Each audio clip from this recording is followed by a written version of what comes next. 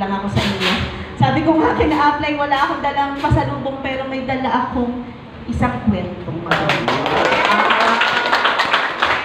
Ayun, kung bakit ako umuwi. Pero, ayan, mag-share muna ako ng konti sa mga hindi nakakakilala sa akin. Yeah. So, sa mga guests na ngayon, so, habang nakikinig ako kanina, di ba? So, parang nakikita ko yung sarili ko sa kanila kung paano ako nagsimula din.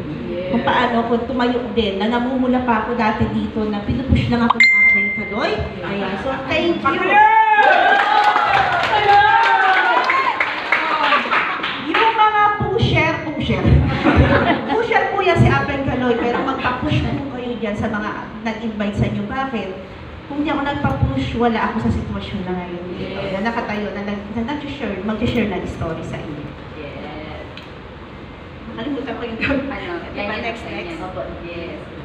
Beat up na dito mo po. Hindi ko alam. Ayan, so, okay, so, papakilala muna ako.